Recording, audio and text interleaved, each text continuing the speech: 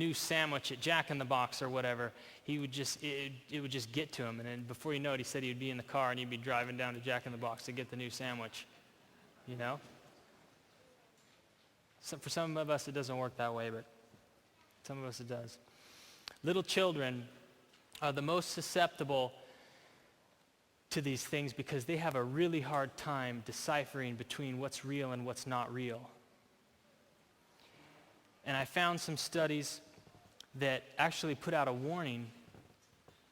Any child under the age of 2 should not be exposed to television at all. None. No TV. I don't care if it's Baby Einstein or whatever those things are. None of that.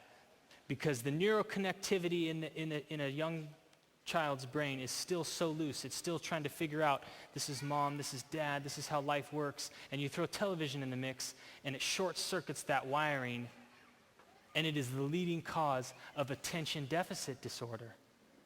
Think about it. A problem paying attention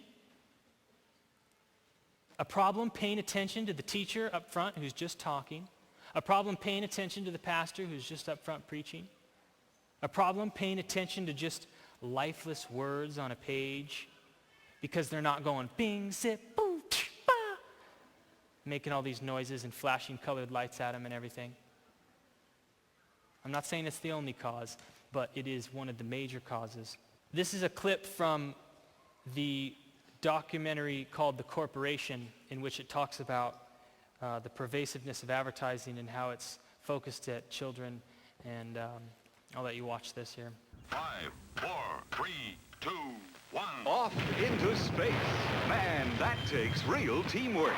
And here's a team of junior spacemen with an out-of-this-world breakfast.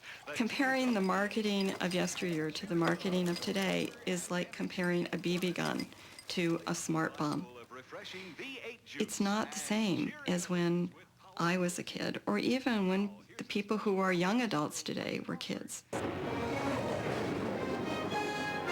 It's much more sophisticated and it's much more pervasive. It's not that products themselves are bad or good. It's the notion of manipulating children into buying the products. In 1998, Western International Media, Century City, and Lieberman Research Worldwide conducted a study on nagging. We asked parents to keep a diary for 3 weeks and to record every time, you could imagine, every time their child nagged them for a product.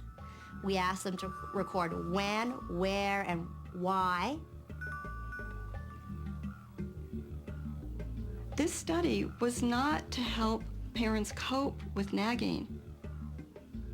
It was to help corporations help children nag for their products more effectively. Anywhere from 20% to 40% of purchases would not have occurred unless the child had nagged their parents. That is, we found, for example, a quarter of all visits to theme parks wouldn't have occurred unless a child nagged their parents. 4 out of 10 visits to places like Chuck E. Cheese would not have occurred. And any parent would understand that. You know, when I think of Chuck E. Cheese, oh my goodness, it's noise. And there's so many kids. Why would I want to spend 2 hours there? But if the child nags enough, you're going to go. We saw the same thing with movies, with home video, with fast food. You can manipulate consumers into wanting and therefore buying your products. It's a game. Children are not little adults.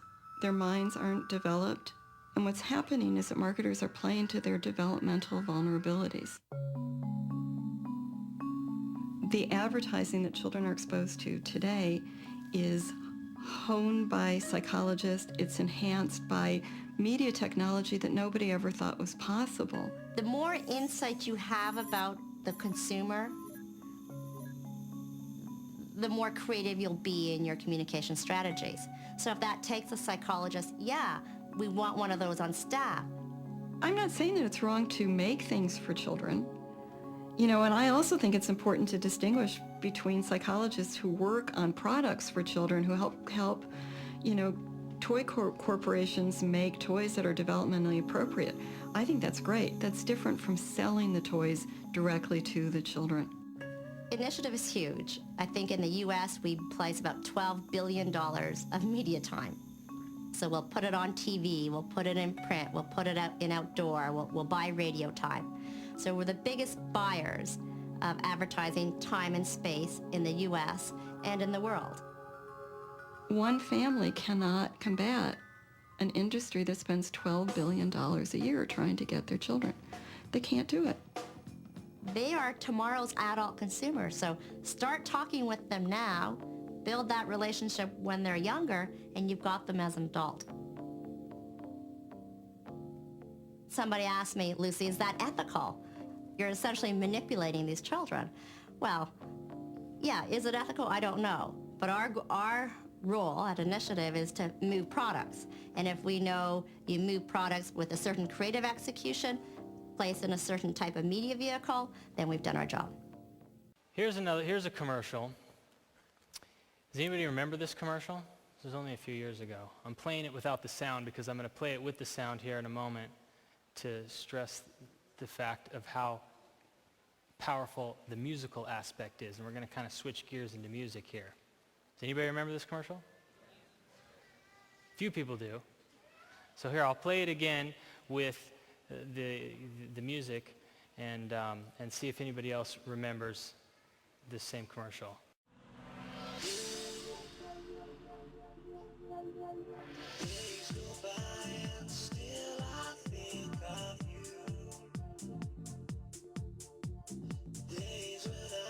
All right, I think that's good enough there. Does anybody remember it?